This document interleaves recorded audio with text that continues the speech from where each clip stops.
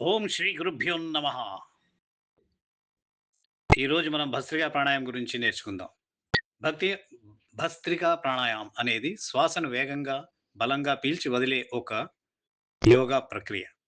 ఇది ఊపిరితిత్తులను బలోపేతం చేసి శరీరంలో ఆక్సిజన్ స్థాయిలను పెంచుతుంది.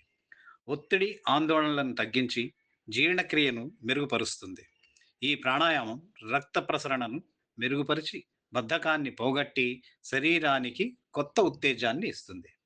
ఈ ప్రాణాయామాన్ని ఖాళీ కడుపుతో ఉదయం లేదా సాయంత్రం చేయడం మంచిది. వెన్నెముక నిటారుగా ఉంచి కూర్చుని వేగంగా శ్వాస పీల్చడం మరియు వదలడం చేయాలి. అయితే 3 విధాలుగా చేయొచ్చు: మందగతి, మధ్యమగతి మరియు తీవ్రగతి.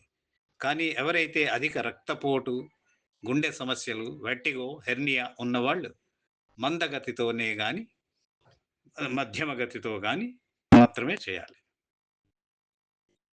భస్త్రికా ప్రాణాయామం యొక్క ముఖ్య ప్రయోజనాలు: ఊపిరితిత్తుల సామర్థ్యాన్ని పెంచి అస్తమా, ఆస్తమా, జలుబు, దగ్గు వంటి శ్వాసకోశ సమస్యలను తగ్గిస్తుంది.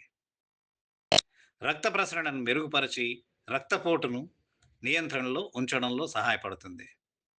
ఒత్తిడి, ఆందోళన మరియు డిప్రెషన్ను తగ్గించి మనస్సును ప్రశాంతపరుస్తుంది. కడుపులోని కండరాలను ఉత్తేజపరిచి జీర్ణక్రియను మెరుగుపరుస్తుంది మరియు మెటాబాలిజంను పెంచుతుంది.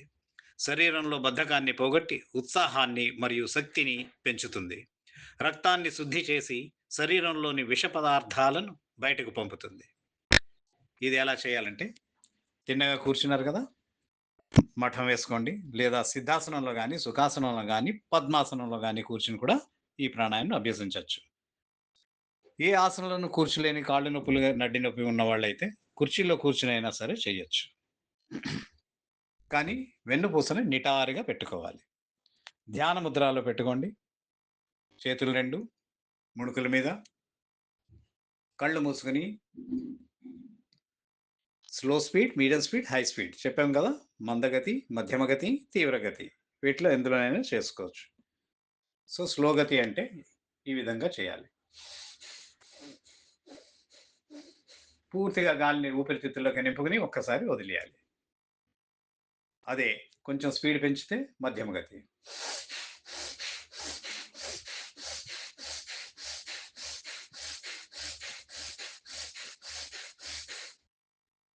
అదే ఇంకొంచెం హై పిచ్లో చేయాలంటే